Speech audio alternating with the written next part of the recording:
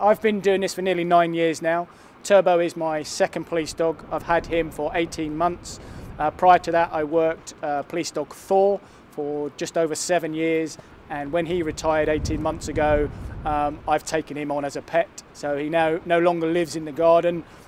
He's vacated that, and Turbo's moved into his kennel, and Thor has now moved inside my house, and he's basically now become a pet and gets to get on the sofa and sleep in a nice warm bed in the kitchen.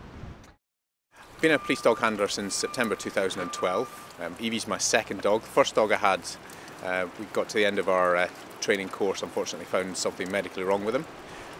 So in the January I was paired up with Evie, who I've had since then now.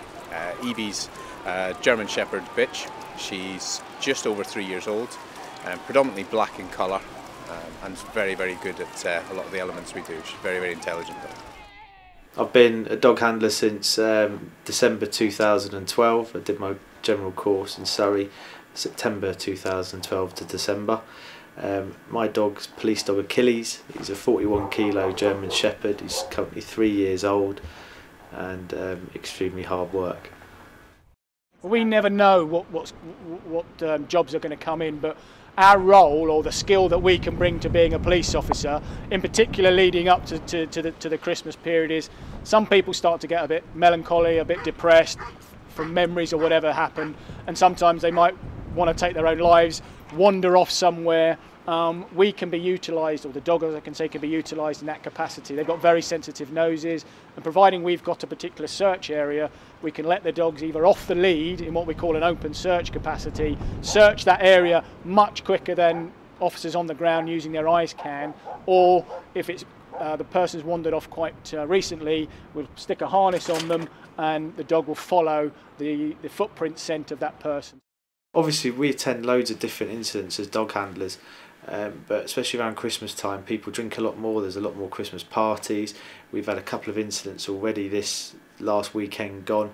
The dogs come into their own when there's large groups of people around. Officers are stretched when there's not enough of them. They need something to move a large crowd on, or even control and contain a crowd, or even just one violent individual. We can use the dogs and deploy them as long as it's safe to do so and it's justified and proportionate and necessary to control that crowd, push them back, pacify them, loads of different things. Because the dogs live at home with us, they take up a huge part of your life. Everyone knows when they sign up to becoming a dog handler that it's a big commitment.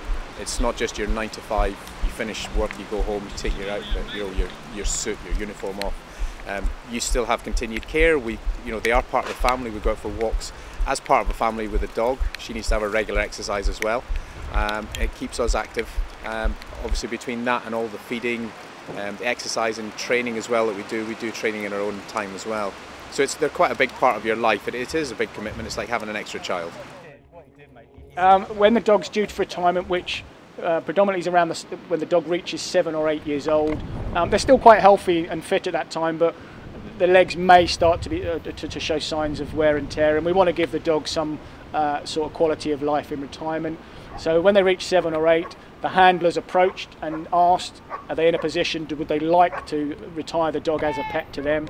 Depending on the handler's situation, if they're not able to take them on, then we'll look to rehome them. Again, we have to be sensible, and it has to be to a suitable home, perhaps to a retired police officer, or certainly someone that's had experience working with large dogs, because they don't necessarily automatically turn the off switch on from being a working dog. So we have to be quite careful. And normally there's never been a situation where we haven't been able to rehome a dog or for it to retire to the handler. Because the dogs live at home with us, you do get attached to them. You are told from when you start that they are just a piece of equipment, and at the end of the day you spend more time with them than you do with your families. And obviously then when you're at home as well, it's very difficult when the dog's out in the kennels not to just pop out and spend as much time as you want. They do need the rest, but yeah, we all spend as much time as we can with our dogs as well. Oh yeah, absolutely. All 3 dogs have got massive big personalities. Being a working dog, they obviously think they're a lot bigger and bolder than every other dog out there. They're very, very confident, and you do bond with your dog,